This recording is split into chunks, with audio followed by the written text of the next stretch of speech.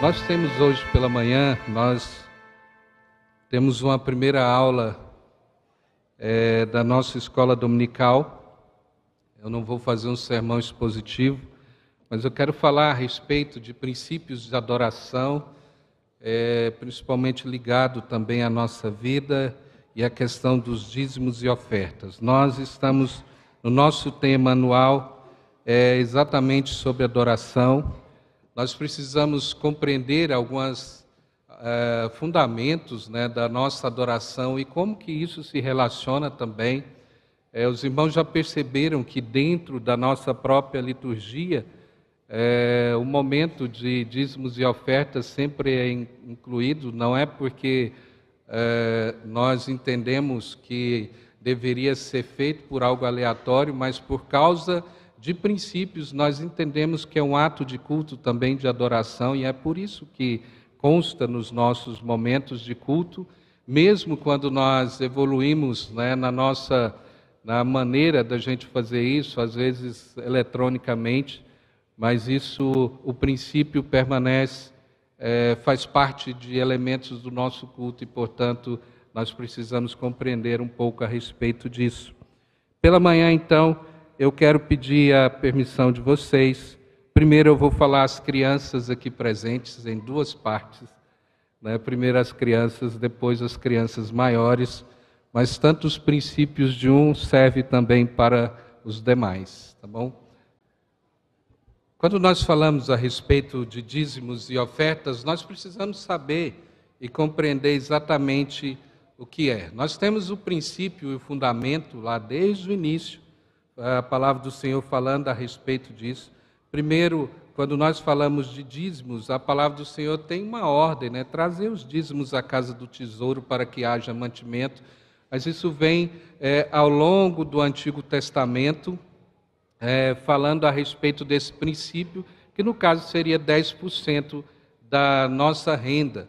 E as ofertas, na verdade, a oferta era aquilo que cada um poderia contribuir de acordo com o coração, com acordo com aquilo que é a palavra de Deus ou a vontade de Deus colocasse. Portanto, não havia um princípio fechado ou determinado para isso. Era de forma voluntária, portanto, nós utilizamos para missões, construção, auxílio a pessoas. E isso é administrado pelo conselho da própria igreja. Portanto, quando nós falamos a respeito dos dízimos e ofertas, elas fazem parte do nosso culto, ela revela tanto a qualidade de nossa adoração, quanto a importância que damos ao Senhor e a expansão do reino dele, para que o Senhor Jesus seja conhecido pelo mundo afora. E isso é um privilégio que Deus nos dá de participar dessa obra. Sabemos bem que o Senhor poderia fazer tudo isso sem a nossa participação, mas Ele nos chama a essa responsabilidade. Por isso eu quero convidá-los a abrir a palavra do Senhor no livro de 1 Crônicas, capítulo 29.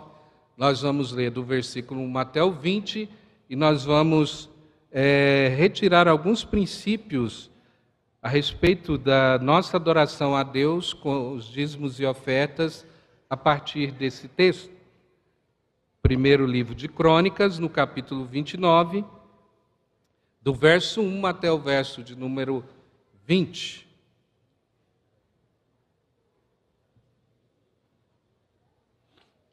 A palavra do Senhor nos diz assim: disse mais o rei Davi a toda a congregação: Salomão, meu filho, o único a quem Deus escolheu, é ainda moço, inexperiente, e esta obra é grande, porque o palácio não é para homens, mas para o Senhor Deus. Eu, pois, com todas as minhas forças, já preparei para a casa de meu Deus ouro para as obras de ouro, prata para as de prata, bronze para as de bronze, ferro para as de ferro, e madeira para as de madeira, pedra de ônix, pedra de engaste, pedras de várias cores, de mosaicos e de toda sorte de pedras preciosas, e mármore, tudo em abundância. E ainda, porque amo a casa de meu Deus, o ouro e a prata particulares que tenho, dou para a casa de meu Deus, afora tudo quanto preparei para o santuário. 3.000 talentos de ouro, do ouro de Ofir, e 7.000 talentos de prata purificada para cobrir as paredes das casas, ouro para os objetos de ouro e prata para os de prata, e para toda a obra de mão dos artífices. Quem, pois, está disposto hoje a trazer ofertas liberalmente ao Senhor? Então, os chefes das famílias, os príncipes das tribos de Israel, os capitães de 1.000, os de 100 e até os intendentes sobre as empresas do rei voluntariamente contribuíram e deram para o serviço da casa de Deus 5.000 talentos de ouro, 10.000 daricos, 10.000 talentos de prata, 18.000 talentos de bronze, 100.000 talentos de ferro. Os que possuíam pedras preciosas trouxeram para casa, para o tesouro da casa do Senhor, a cargo de Jeiel, o gersonista. O povo se alegrou com tudo o que se fez, voluntariamente, porque de coração íntegro deram eles liberalmente ao Senhor. Também o rei Davi se alegrou com grande júbilo. Pelo que Davi louvou ao Senhor perante a congregação toda e disse: Bendito és tu, Senhor, Deus de Israel, nosso Pai de eternidade em eternidade. Teu, Senhor, é o poder, é a grandeza, a honra, a vitória, a majestade, porque teu é tudo quanto há nos céus e na terra. Teu, Senhor, é o reino, e tu te exaltaste por chefe sobre todos. Riquezas e glórias vêm de ti, tu dominas sobre tudo, na tua mão há força e poder. Contigo está o engrandecer e tudo dar força. Agora, pois, ó nosso Deus, graças te damos e louvamos o teu glorioso nome, porque quem sou eu e quem é o meu povo, para que pudéssemos dar voluntariamente estas coisas? Porque tudo vem de ti, e das tuas mãos tu damos. Porque somos estranhos diante de ti, peregrinos como todos os nossos pais. Como a sombra são os nossos dias sobre a terra, e não temos permanência. Senhor, nosso Deus, toda esta abundância que preparamos para te edificar uma casa ao teu santo nome, vem da tua mão e é toda tua. Bem sei, meu Deus, que tu provas os corações e que da sinceridade te agradas. Eu também, na sinceridade de meu coração, dei voluntariamente todas essas coisas. Acabo de ver com alegria que o teu povo que se acha aqui te faz ofertas voluntariamente. Senhor, Deus de nossos pais, Abraão, Isaque e Israel, conserva para sempre no coração do teu povo estas disposições e pensamentos. Inclina-lhe o coração para contigo. E a Salomão, meu filho, dá coração íntegro para guardar os teus mandamentos, os teus testemunhos e os teus estatutos, fazendo tudo para edificar este palácio para o qual providenciei. Então disse Davi a toda a congregação: Agora louvai o Senhor, vosso Deus. Então toda a congregação louvou ao Senhor, Deus de seus pais. Todos inclinaram a cabeça, adoraram o Senhor e se prostraram perante o rei. Vamos orar mais uma vez? Senhor nosso Deus, nós acabamos de ler a Tua palavra e pedimos ao Senhor que nos abençoe. Abençoe-nos, ó Deus, como igreja e povo do Senhor, e nos ajude a compreender os princípios da Tua palavra, que o Senhor aplique no nosso coração e que sempre, ó Deus, nos dê a alegria, ó Pai, de servir ao Senhor com tudo aquilo que o Senhor tem nos dado. Ó Deus, nos ajuda a entender, ó Deus, esses atos, ó Deus, como adoração e louvor ao Senhor. Abençoe as nossas vidas, abençoe o Teu povo, é a nossa oração em nome de Cristo Jesus. Quando nós lemos esse texto, nós temos alguns princípios aqui que nós vamos falar nesta manhã. Então preste atenção, são 8 aqui que esse texto nos mostra quando nós aprendemos essa verdade sobre dízimos e ofertas. O primeiro, generosidade; o segundo, alegria; o terceiro, liberalidade; depois, gratidão; regularidade; discernimento; adoração e, por último, oportunidade. Vamos aprender cada uma dessas verdades aqui. Primeiro, entender o que é generosidade, né? Generosidade, se a gente for definir, sobretudo da parte de Deus, porquanto toda abundância começa no Senhor. Então, os homens deveriam orar para que a abundância divina lhes seja conferida. A palavra de Deus nos fala a respeito disso, dessa generosidade, ou desse ato desprendido da nossa vida, principalmente de saber que se tudo vem de Deus, portanto, é Ele que nos supre em todas as coisas e que isso também nunca faltará. É um ato de adoração a Deus, de saber que, de fato, nós dependemos do Senhor. E quando nós falamos, então, ainda dessa generosidade, o texto nos diz, do verso 1 até o 5, quem, pois, está disposto hoje a trazer ofertas liberalmente ao Senhor? Então, os chefes das famílias, os príncipes da tribo de Israel, os capitães de 1000, de 100, e até os intendentes sobre a empresa do rei voluntariamente contribuíram. No texto, isso se expressa claramente, falando a respeito da atitude de todos aqueles que ouviram esse chamado e, portanto, contribuíram para essa construção, aqui no caso do palácio. Então, generosidade ainda é um princípio que nós vemos lá na primeira carta de Paulo aos Coríntios, no capítulo 16, verso 2, que falava, olha, no primeiro dia da semana, cada um de vós ponha de parte em casa, conforme sua prosperidade, e vá juntando para que se não faça coletas quando eu for. Nós voltaremos nesse texto depois para ver algumas particularidades dele, mas isso era a orientação de Paulo àquela igreja quando estava falando principalmente do avanço missionário ali e de como era necessário que a igreja participasse de tudo isso.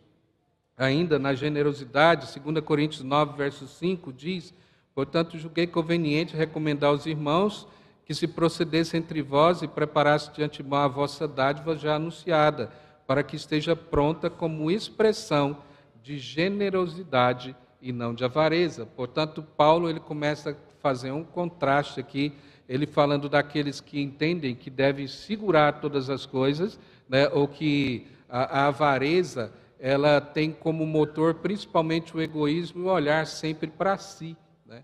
E muitas vezes, ao longo dos séculos, a avareza ela vai tomando outros nomes. As pessoas falam assim, é porque eu sou precavido, né? Ou questões que tornam isso de maneira positiva. Só que a palavra de Deus chama cada uma dessas coisas do nome correto. Portanto, a generosidade ela se opõe à questão da avareza. E a pergunta que surge, então, diante disso, quando nós falamos de generosidade, há generosidade nos meus dízimos e ofertas ao Senhor? Se de fato, quando nós ofertamos, e quando nós estamos falando aqui das crianças, normalmente vocês recebem mesadas, né? Que nisso, de fato, ao entender que aquilo que está fazendo é você, desde cedo, contribuindo com o avanço missionário, com a propagação do Evangelho pelo mundo, e, portanto, o princípio fundamental, o primeiro aqui, é que haja no nosso coração essa generosidade. Mas a palavra de Deus ainda nos fala da alegria. A alegria é algo relacionado, né, como aqui a definição intimamente relacionada com a alegria e a felicidade, né, que é o termo no texto, né, chará, né, e embora a alegria seja mais do que um estado do ser, do que uma emoção, que normalmente nós entendemos a alegria como emoção. A palavra de Deus liga a alegria com o fruto do Espírito, portanto é algo que Deus faz no nosso coração. E esse é um dos princípios que a palavra de Deus então vai nos mostrar. A palavra de Deus diz então no versículo 9, que nós lemos, que o povo se alegrou com tudo que fez voluntariamente, porque de coração íntegro deram eles liberalmente ao Senhor. Também o rei Davi se alegrou com grande júbilo. Todos os nossos atos de adoração já perceberam que são qualificados na palavra de Deus. Portanto, não adianta apenas se nesse sentido da nossa adoração com dízimos e ofertas for feito apenas no sentido de, não, eu estou cumprindo a minha obrigação, né? De falar, não, eu paguei, né, já paguei o dízimo. Nós não estamos pagando taxa ou alguma coisa, nenhum clube, alguma coisa assim. Nós estamos no ato de adoração a Deus, portanto, esse ato ele vem qualificado com alegria. Quando o salmista fala do serviço ao Senhor, no Salmo 100, ele repete isso, servir ao Senhor com alegria. Né? Isso deve permear todos os nossos atos de adoração. Então, o texto nos diz, também repetindo de novo lá Coríntios, que quando ele fala, cada um contribua segundo tiver proposto no coração, aí o texto diz, não com tristeza, ou por necessidade, porque Deus ama a quem dá com alegria. O princípio permanece e o princípio ele se transpõe lá para o Novo Testamento, tá bom? Nós temos ainda uma terceira coisa que o texto nos mostra aqui, que é a liberalidade, né? O que é isso, né? É transferir a posse de algo concreto ou abstrato para alguém. Liberalidade é isso, certo? Então diz, olha, que pratiquem o bem, sejam ricos de boas obras, generosos em dar e prontos a repartir. Isso é um princípio lá de 1 Timóteo, tá? No capítulo 6, quando falando à igreja a respeito dessa liberalidade que a igreja deveria ter. Então nós aprendemos, né, uma terceira coisa aqui no texto, tá? A liberalidade, ou seja, transferir algo ou um bem para alguém, tá? E isso com a finalidade, por ver qual é de fato essa finalidade. O texto que nós lemos, então, diz assim: o povo se alegrou com tudo que se fez voluntariamente, porque de coração íntegro deram eles liberalmente ao Senhor. Também o rei Davi se alegrou com grande júbilo. É o que está lá no versículo de número 9. Ainda, 1 Crônicas 29, 17, diz: eu também, na sinceridade do meu coração, dei voluntariamente todas essas coisas. Acabo de ver com alegria que o teu povo que se acha aqui te faz ofertas voluntariamente. No texto, até ele faz, o termo é intercambiável, né, com aquilo que é voluntário, com aquilo que é liberal, a liberalidade. Tá? Seguindo ainda no texto, lá de 1 Coríntios diz: cada um contribui segundo o que tiver proposto no coração, não com tristeza, ou por necessidade, porque Deus ama quem dá com alegria. O princípio da liberalidade está aqui quando nós percebemos que é o ato de transferir algo para alguém.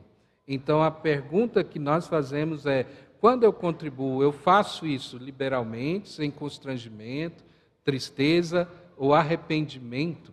Se isso de fato está no nosso coração, portanto nós precisamos corrigir aqui se de alguma maneira o nosso coração se sente assim.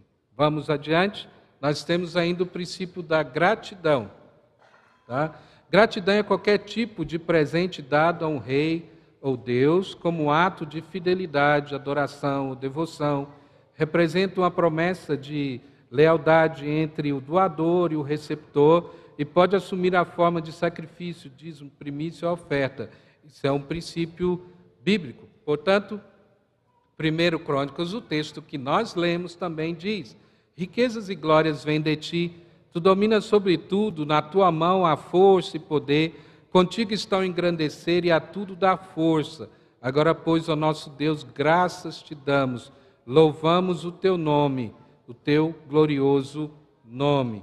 Esse é um princípio de gratidão. Lá em Levíticos, no capítulo 7, verso 11, diz: essa é a lei das ofertas pacíficas, que alguém pode oferecer ao Senhor, se fizer por ações de graça. O fundamento também, um desses fundamentos está aqui, na nossa gratidão, de reconhecer que tudo vem das mãos de Deus. Diante disso, precisamos nos perguntar: minhas ofertas têm sido entregues como expressão de gratidão ao Deus que sempre me abençoa? Né?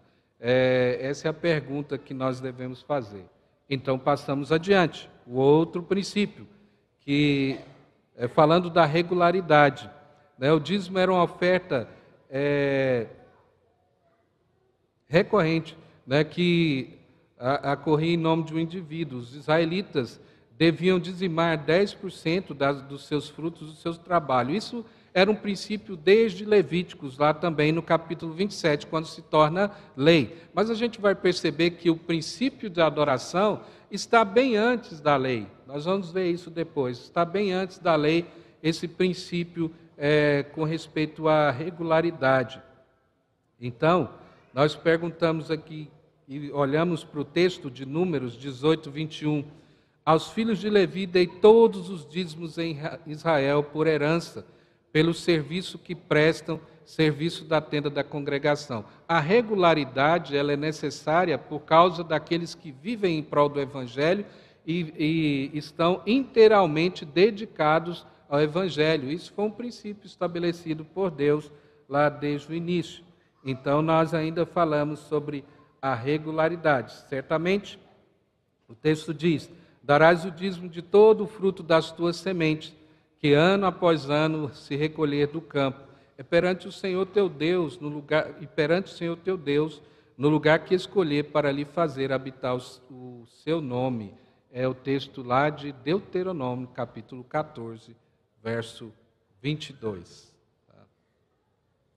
Então, ao fim de cada 3 anos, como Deuteronômio continua dizendo, tirarás todos os dízimos do fruto do 3º ano e o recolherás na tua cidade. Então virá o levita, pois não tem parte na herança contigo. O princípio era, que eu falei no slide passado, né? Os levitas, eles dependiam de tudo isso, eles não receberam a herança da terra e eles precisavam do sustento que vinha do próprio povo. Então Deus estabelece essa regularidade. Então a pergunta, né, diante disso: eu tenho ofertado regularmente ao Senhor, que me supre todos os dias? Nós precisamos lembrar do princípio: se Deus me supre todo dia, Deus tem essa regularidade para conosco.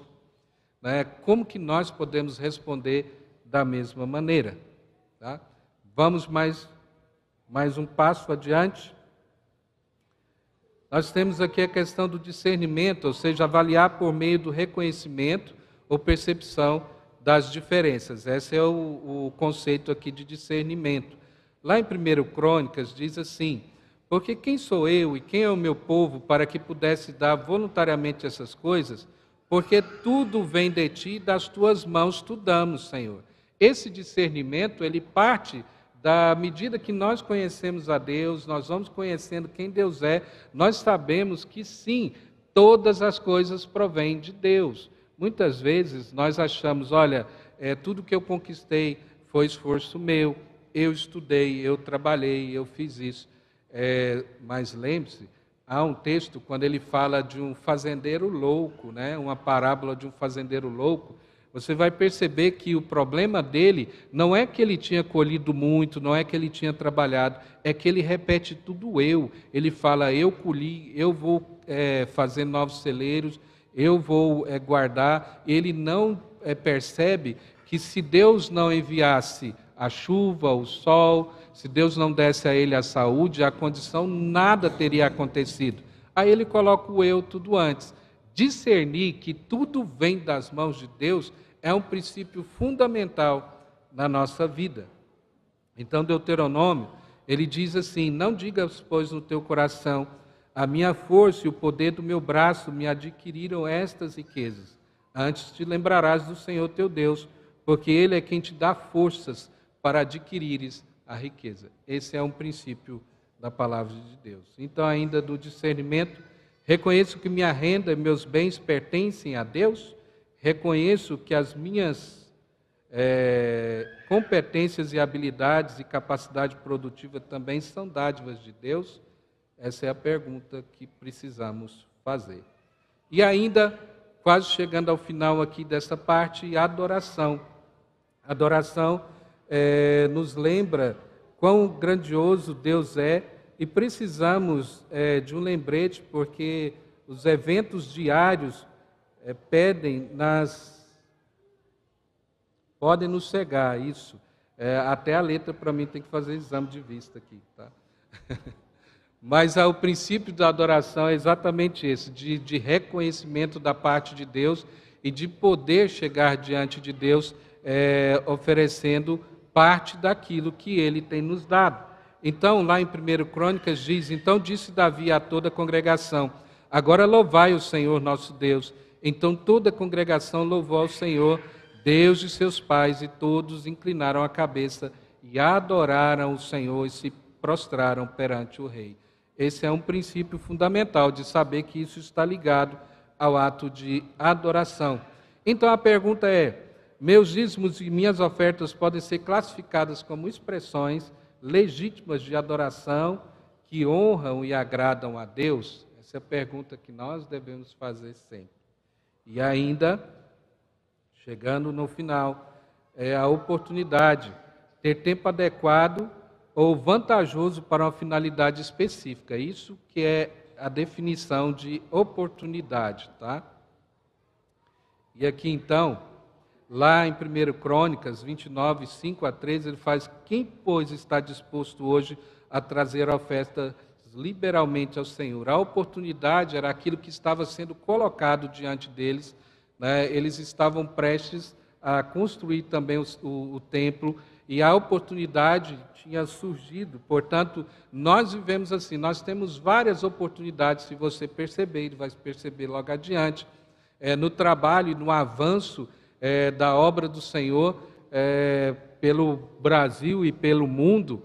Nós temos várias oportunidades para que a gente contribua com esses avanços. Portanto, nós temos sustento do trabalho, missionários, projetos de ação social, plantação de novas igrejas e uma infinidade de situações que nos são apresentadas.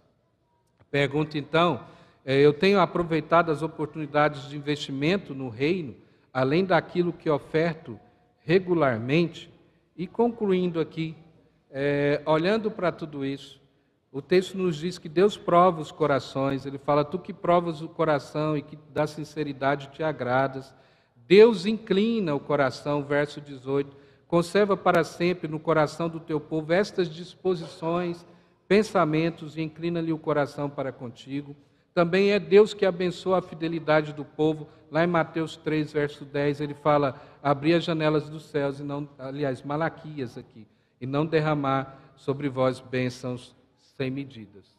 Por isso, crianças, nós entendemos que é um privilégio nós podermos participar da obra do Senhor, né, desde pequeno, né, sabendo que é um privilégio nós fazermos parte do avanço da obra do Senhor.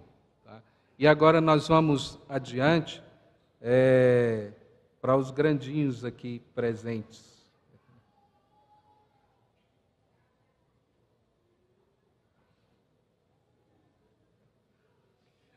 Abra comigo, por favor, no livro de João, Evangelho de João, capítulo 6. Nós vamos ler do verso 1 até o verso 14.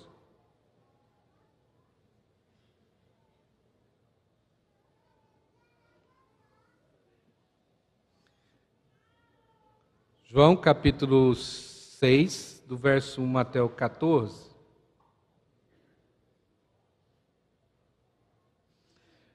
A palavra de Deus diz assim: depois dessas coisas, atravessou Jesus o mar da Galileia, que é o de Tiberíades.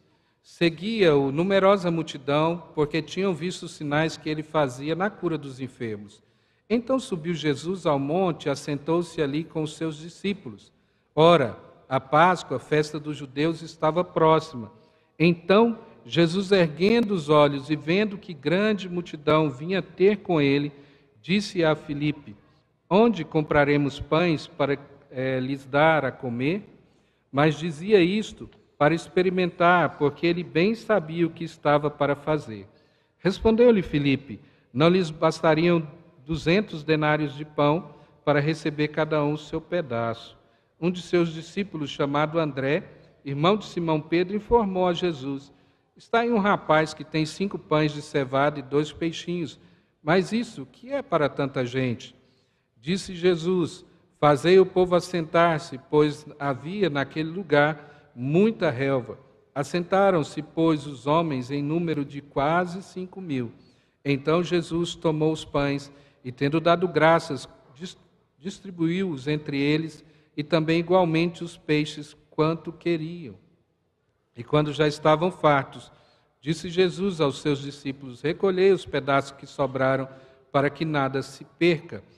Assim, pois, o fizeram e encheram 12 cestos de pedaços dos 5 pães de cevada que sobraram aos que haviam comido. Vendo, pois, os homens o sinal que Jesus fizera, disseram: este é verdadeiramente o profeta que devia vir ao mundo. Quando nós falamos a respeito desse assunto, nós temos que atentar para algumas coisas também que a palavra de Deus nos fala, e que está tudo dentro do mesmo bojo aqui daquilo que a palavra de Deus diz. Ela fala a respeito de mordomia cristã. E a mordomia cristã, ela se expressa, primeiro, também se expressa no nosso tempo, como nós administramos o nosso tempo. Isso sim diz respeito à nossa vida diante de Deus. Nós precisamos atentar para isso. Há um princípio de Eclesiastes, quando fala há tempo para tudo. O princípio, o fundamento é a gente entender que, de fato, a nossa vida precisa ser regulada de tal maneira que a gente entenda que nós precisamos remir o nosso tempo ou fazer do nosso tempo algo muito bem administrado.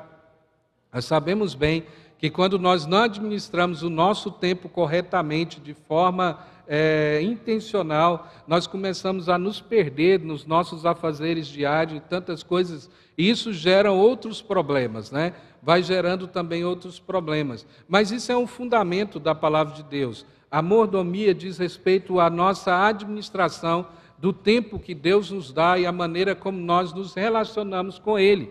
Nós precisamos compreender, em meio à nossa vida diária, quais são os pontos que têm destoados ou são disfuncionais no meio disso, né? Da nossa, quanto tempo eu tenho gasto com algo que na verdade é supérfluo, ou aquilo que não produz algo positivo.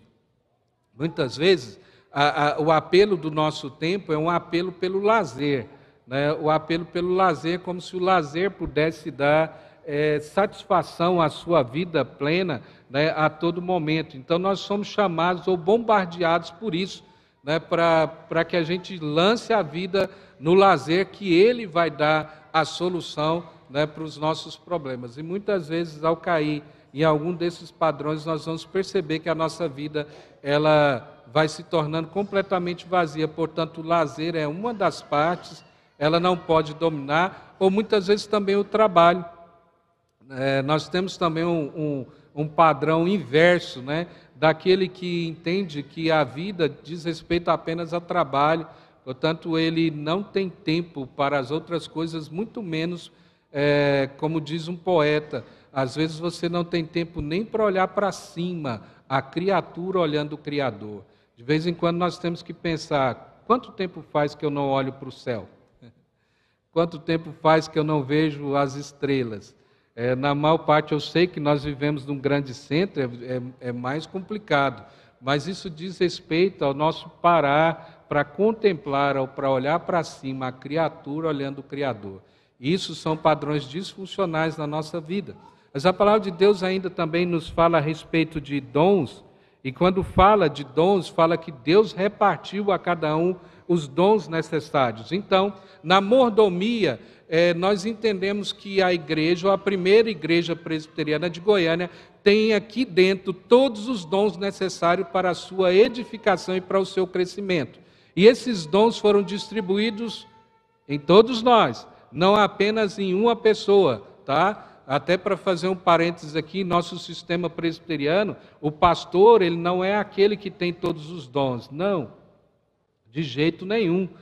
Ele também, como ovelha de Cristo Jesus, participante também da igreja do Senhor, ele recebe dons, mas esses dons não residem totalmente no pastor, ele reside sobre a igreja, toda a igreja. Portanto, se isso é assim, nós precisamos entender que esses dons que Deus nos dá, que são presentes de Deus, eles precisam ser trabalhados na obra do Senhor, porque a obra de Deus, ela depende disso, tá? Mas lembre-se, esse depende, eu estou colocando um depende aqui em D minúsculo, porque se nós não fizermos, Deus vai fazer de outra forma, tá?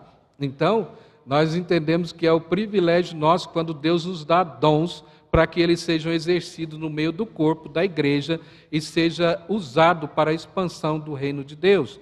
Nas nossas relações pessoais também, isso diz respeito à mordomia cristã, a maneira como nós nos relacionamos. Quando nós falamos do contexto de Colossenses, ele fala da nossa obrigação que nós temos de um para com os outros, da maneira como nós nos relacionamos e de forma intencional, quando ele fala a respeito de ensinar uns aos outros, suportar uns aos outros, isso é uma relação também de mordomia, ou seja, Deus nos deu isso para que nós possamos administrar de maneira correta Isso faz parte da nossa vida cristã. Portanto, viver o Evangelho, esquece que exista o viver o Evangelho sozinho no seu canto. Não existe o Evangelho, o verdadeiro cristianismo sozinho. O verdadeiro cristianismo se expressa na comunhão. Olha para aquilo que a palavra de Deus fala a respeito de dons. Eu te pergunto, para que serve o dom se nós entendêssemos que nós podemos viver de maneira isolada? O dom vai servir para você? Não. O dom sempre é algo que Deus te dá para repartir com o outro. E com quem que você vai repartir se você vive ou acha que deva viver isolado ou sozinho? Portanto, o dom é dado para ser direcionado aos outros. Viver o Evangelho diz respeito a, sim, relações pessoais. Tá? Eu sei que há nossas dificuldades todas, nós temos personalidades diferentes, jeitos diferentes.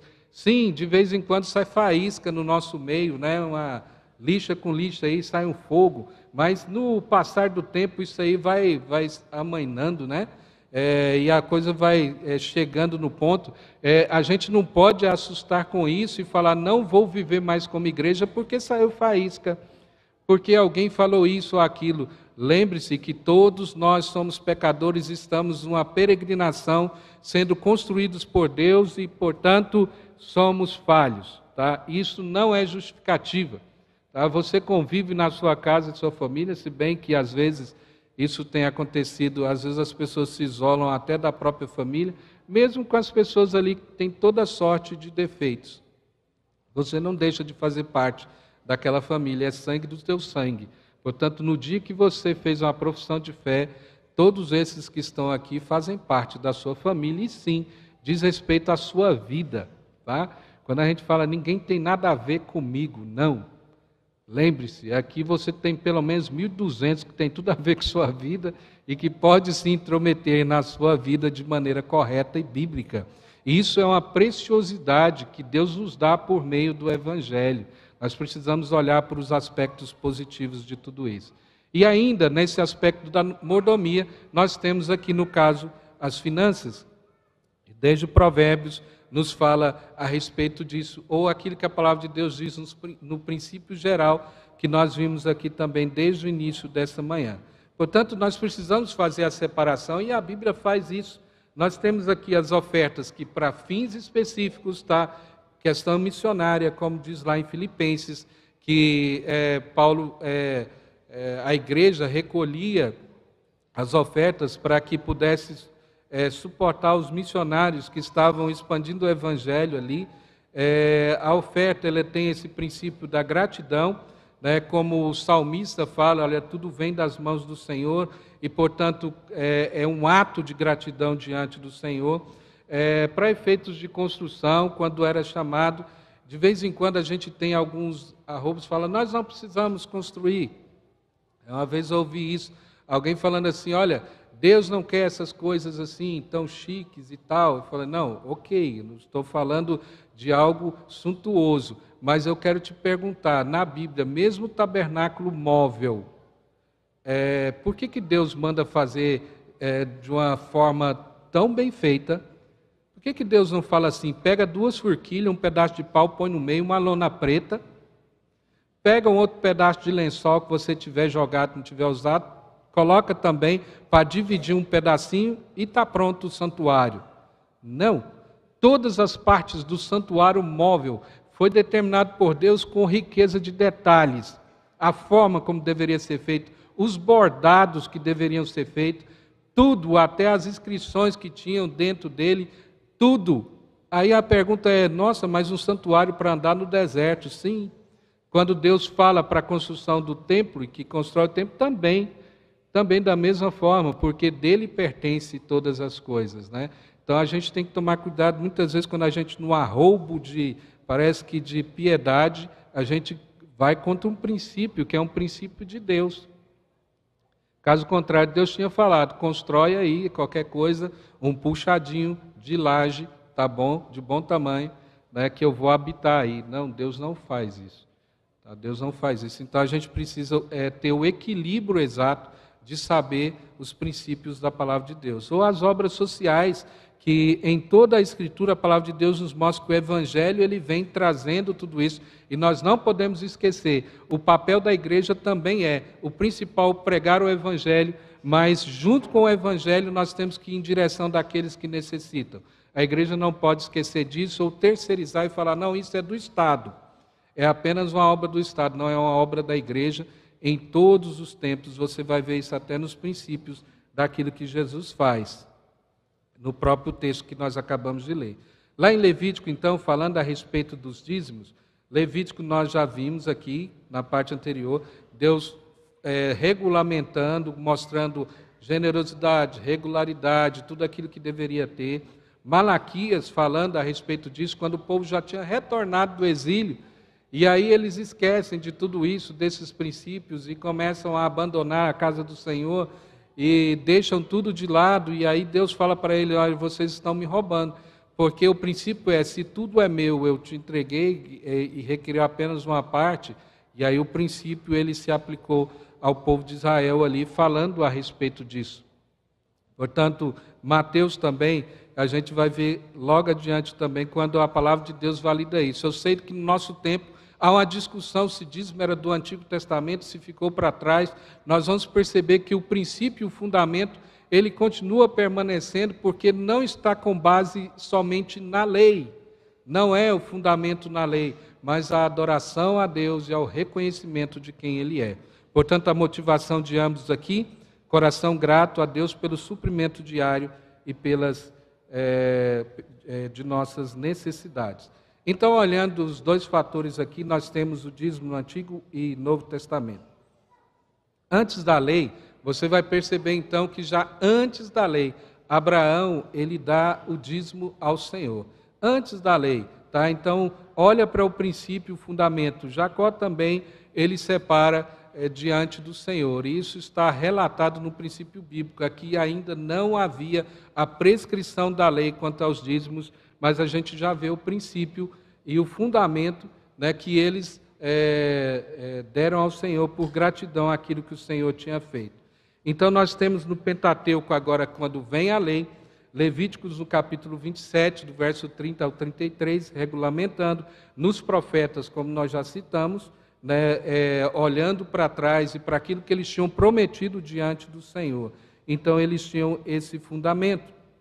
Mas nós chegamos no Evangelho e aí nós temos aquilo que a palavra de Deus nos diz. Lá em Mateus 23, verso 23, que fala, dais o dízimo, mas negligenciais a justiça, a misericórdia e a fé. Devias fazer estas coisas sem omitir aquelas. O princípio aqui, nós temos aqui, dais o dízimo, você fala sem omitir aquelas. Então o princípio é, Jesus falando a respeito do dízimo, ele não faz uma ruptura ou fala não é necessário. Jesus valida tudo isso falando, olha, dai o dízimo. Então ele fala, fazei essas coisas, ou seja, a justiça social e a justiça e a misericórdia, ela deveria ter juntamente, né, com os dízimos e ofertas. Lá em Paulo, como nós já lemos o texto, quando nós estávamos falando com as crianças, ele fala do coração, dá de coração e fala da alegria. Esses são os fundamentos que formam a base. Esses são os fundamentos, porque aí você vai perceber que isso permanece aqui. Era aquilo que ligava, então, antes da lei. Quando Abraão, ele separa para o Senhor em dízimo, quando Jacó faz isso, o princípio é aquele que permeia ainda o Novo Testamento, que fala da nossa alegria e de reconhecimento diante de Deus, por saber que tudo vem das mãos do Senhor. Então ainda nós temos essas duas vertentes, dois pontos completamente opostos e errados aqui. Primeiro, nós muitas vezes olhamos para o evangelicalismo brasileiro e vemos os mercadores da fé.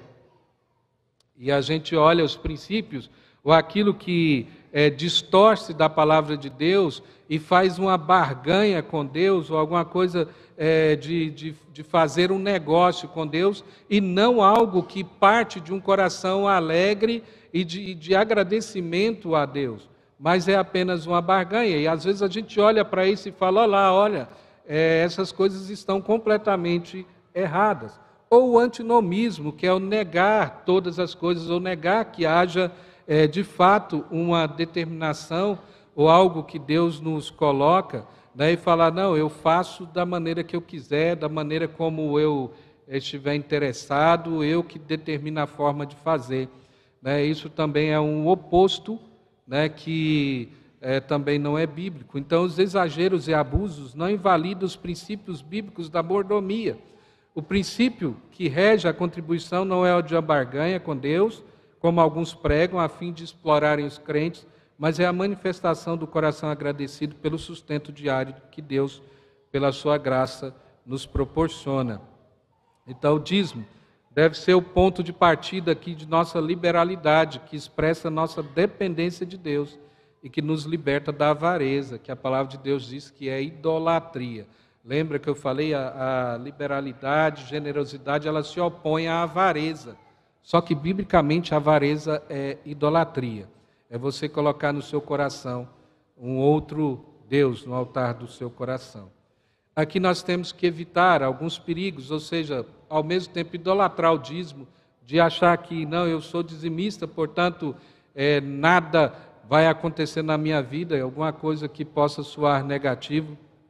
Limitar o dízimo, ou achar que eu devo fazer ou controlar tudo isso, né, em algum momento, ou achar, olha, eu acho que a igreja não está trabalhando bem, então eu vou limitar tudo isso. Isso também é um erro, né, porque em cima daqueles que são pastores da igreja, quando eu digo pastores, presbíteros, regentes e docentes, repousa a responsabilidade. Portanto, a responsabilidade, se há algo de errado acontecendo, saiba que vai pagar diante de Deus. Tá?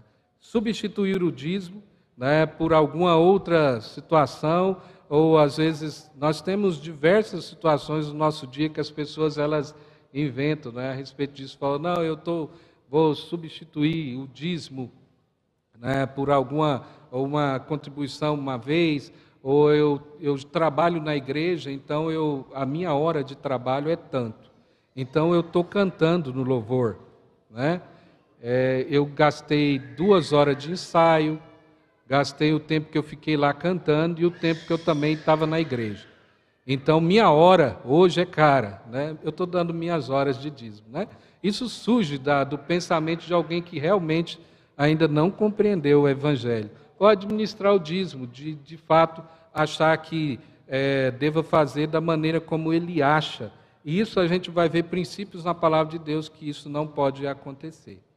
Um texto que nós vamos ler mais à frente. Mas eu quero lembrar você, a todos os dizimistas aqui, que já sabem tudo isso, mas eu quero trazer dados que alegram o seu coração, de você perceber o que Deus está fazendo a partir da sua vida e da sua fidelidade a Deus.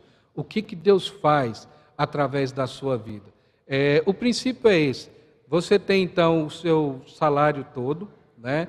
Aqui nós temos a primeira parte, 10% pertence ao Senhor e é administrado pela casa do Senhor, mas o princípio é que 90% pertence também ao Senhor e você administra, tá? Deus te dá os 90% para você administrar, se tudo vem das mãos dele. Mas aqui, então, para você compreender como isso, no sentido geral, como igreja, quando você participa, aquilo que você está envolvido e talvez você não imaginava aonde você está, tá? O privilégio que você tem ao contribuir na obra do Senhor. Vocês sabem que nós temos como regulamento 10% nós dizimamos ao Supremo Concílio, certo? 10% de tudo aquilo que é arrecadado na igreja, ele vai para o Supremo Concílio. É dízimo, tá? É dízimo ao Supremo Concílio. Perceba os termos. Quando nós falamos de presbitério, ele é taxa. Tá? Presbitério é taxa, não é dízimo. Então, essa taxa pode variar de 5%, 2%, 3%. O nosso presbitério é 2%, certo, da receita. Como que isso é administrado? Pela igreja, perceba, sustento de obreiros, pastores, regentes, missionários, zeladores, secretários, manutenção diária, água, energia, telefone, impostos, abertura de novas igrejas, construção, reforma, móveis, equipamentos, verba para sociedades internas, assistente social, Bíblia, literaturas e uma infinidade de outras coisas que a igreja faz com esse recurso, os 88%. Quando o recurso que é enviado ao Supremo Concílio, ou à IPB, nós temos hoje no nosso quadro 310 missionários que estão no exterior, na APMT, 210 missionários que estão no Brasil, na Junta de Missões Nacionais, são 9 seminários, 3 institutos bíblicos, programa de TV, Secretaria de Causas, Ação Social, Administração da Igreja, Fundo de Empréstimos às igrejas, que nós também já fomos beneficiários disso. Tudo isso o Supremo Concílio faz. Deixa eu abrir um parênteses aqui. Nós temos 3 institutos bíblicos no Brasil. Um é o IBEL, está em Patrocínio, o outro é o IBA, que está em Cuiabá, e o outro é o IBN, Instituto Bíblico do Norte, que está em Garanhuns. O Instituto Bíblico do Norte, ele fez uma parceria com o Sertão, principalmente na Bahia, e eles estão montando o Instituto Bíblico do Sertão. É uma extensão do Instituto Bíblico. Para formar obreiros naquela região que o Evangelho tem avançado para dentro do sertão, e nós não temos obreiros suficientes para suprir a demanda. Então, hoje também, a igreja ela está com o Instituto Bíblico trabalhando no sertão, pegando a partir do sertão da Bahia e subindo em todo o Nordeste, aquela área que é a área mais carente, tá? Que eu acho que é dividida em litoral, zona da mata e agreste. Uma coisa assim, se não me falha a memória. É nessa área que a igreja está também expandindo, porque não há igrejas ali. E não tem como a igreja se sustentar. Então, você, na sua fidelidade, você está participando do avanço missionário. Há pouco tempo eu fiquei sabendo de pelo menos 5 igrejas que já foram plantadas ali no sertão da Bahia, e tudo isso com recurso que é administrado pela igreja. E no presbitério, os 2%, ele se relaciona com apoio às igrejas aqui da nossa região, com dificuldade de sustentar pastor, apoio a seminaristas, verba às federações, plantação de novas igrejas e a verba que sobe ao sínodo, tá? Então, para você lembrar aqui, o quadro nosso hoje da APMT é esse. Nós temos 310 missionários. A APMT é a missão transcultural, tá? É a obra transcultural, tanto aqui dentro do Brasil quanto fora, porque nós temos alguns missionários trabalhando com indígenas dentro do nosso país. São 42 países, 112 pastores, 28 que são missionárias, que estão solteiras no campo, e 2 missionários que estão solteiros também. Na Junta de Missões Nacionais, são 183 campos que nós temos hoje na Igreja Presbiteriana do Brasil. 82 são campos exclusivos. Para você saber qual que é a diferença, 82 campos são sustentados integralmente pela igreja, certo? Isso em áreas que a igreja não consegue se sustentar. A Igreja Presbiteriana do Brasil mantém esses campos espalhados por todo o Brasil, inclusive Goiás, tá? Goiás nós temos pelo menos uns 2 campos que são sustentados integralmente pela Junta de Missões Nacionais. A boa parte está no Nordeste, Mato Grosso, no norte do nosso país. São 101 campos parceiros, ou seja, esses campos parceiros é onde a Junta de Missões entra com a porcentagem do sustento e a igreja ela entra com uma outra parte para manter esses campos. Então, nós temos dentro do nosso país 183 igrejas que funcionam por causa da fidelidade dos nossos dízimos e ofertas. Tá? Aqui, você pega no seu boletim e você vai ver, só pegando no boletim da igreja, você vai ver quantas congregações, quantos trabalhos a igreja tem se envolvido, parcerias que a igreja tem feito também na plantação de igreja, os missionários que são parceiros, as organizações que também a igreja ela participa, né? Então é tudo isso aqui. Eu falei que traria esses dados para você perceber que aquilo que é a sua fidelidade dos dízimos e ofertas tem expandido, ou seja, Deus faz com que isso seja multiplicado. Nas mãos de Deus, isso tem se multiplicado, isso tem traduzido em alcance de mais pessoas no Evangelho. Síndromes que a gente tem que evitar, então, síndrome de Judas. Judas, ele pega lá no João 12, que nós temos lá, mulher que vai ungir Jesus, ele começa a falar, olha, se vendesse, desse para os pobres, né? Aquela ideia, parece piedoso, mas não é. Judas, aí o texto faz um comentário depois, que ele era que carregava a bolsa, quem sabe ele desviasse ali depois. Mas a síndrome de Judas se manifesta quando nós começamos a julgar todos esses atos, falar, quem sabe deveria ser feito por outro lado. Corbã inverso, que é o Marcos fala isso, ou seja, quando era pedido oferta, o corbã era quando você separava uma parte para o Senhor. Aí ele fala dos pais, os pais tendo necessidade, aí o filho falava, eu não posso ajudar porque tudo que eu tenho é corbã. Ou seja, já foi separado para Deus. Né? Mas o texto mostra que isso não era verdadeiro, era apenas uma forma dele não ajudar os próprios pais. Ou a síndrome do investimento missionário. Depois, vocês leiam os textos aqui, eu posso passar nos grupos da igreja.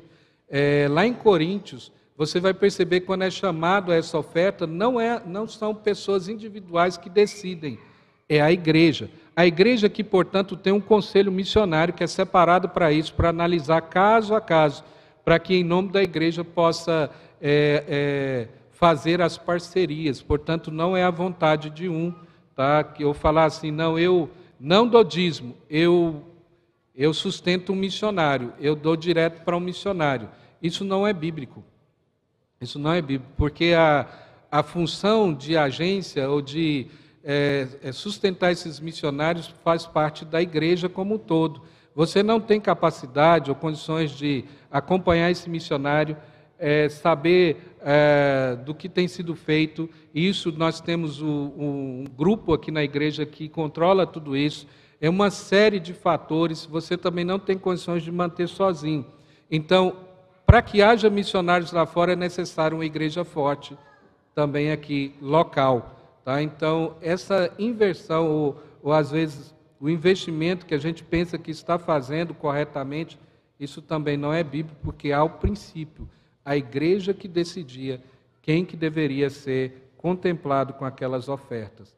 E de Ananias e Safira, que o princípio ali não foi porque eles retiveram, mas foi porque eles falaram que tinha dado tudo, né? Para aparecer falando, não, está tudo aí. Eles poderiam ter falado, olha, isso aqui é parte do que nós vendemos, nós estamos trazendo. Mas aí eles chegam tentando, de certa forma, enganar a Deus. Isso também não deve haver no nosso meio. A solução imediata é a obediência imediata àquilo que a palavra de Deus nos mostra. E ao concluir aqui, olhando para o texto que nós lemos, nós temos um milagre aqui do sustento. Primeiro mostra a nossa incapacidade. No texto que nós lemos, de João, no capítulo 6, nós vamos perceber que não havia a capacidade ali nenhuma para que aquilo pudesse acontecer. E, de fato, quando olhamos para esse tamanho de obra, a gente fala, não tem. Se não fosse Deus multiplicando tudo isso, isso não aconteceria. Mas mostra a nossa dependência. Muitas vezes a gente acha que o rapaz dos pães e peixes, ele foi pego lá no meio e obrigado a levar. Se a gente notar na construção dos textos do Evangelho, quando é anunciado que as pessoas precisavam de comida, ele apresenta. Aí você fala assim, uai, mas que coisa estranha. Como é que 5 pães e 2 peixes vai alimentar uma multidão dessa? Mas ele, voluntariamente, ele chega e oferece aquilo que ele tinha. Mostra, então, nossa obediência diante de Deus. E todos esses princípios, quando a gente chega lá no verso de número 14, o texto diz, vendo, pois, os homens o sinal que Jesus fizera, disseram, este é verdadeiramente o profeta que devia vir ao mundo. No final de tudo isso, mostra a glória de Deus. Por isso, nessa manhã, olhar para tudo isso, que nós e todos nós, com fidelidade ao Senhor, possamos nos alegrar por fazer parte dessa obra e de contar a história do reino de Deus e atingir tantas pessoas através daquilo que Deus já tem nos dado. De reconhecer todos os dias que Deus é generoso conosco. E, portanto, essa generosidade deve habitar no nosso coração. Se há alguém que ainda não compreendeu isso, eu espero que seja o Espírito Santo a atuar no coração para compreender aquilo que está perdendo em não participar dessa obra que é a obra do Senhor. Que Deus nos abençoe e que Deus assim possa encher o nosso coração de alegria por ver o avanço da obra do Senhor, que tem usado as nossas vidas para isso. Amém? Vamos ficar em pé e nós vamos orar nesse instante.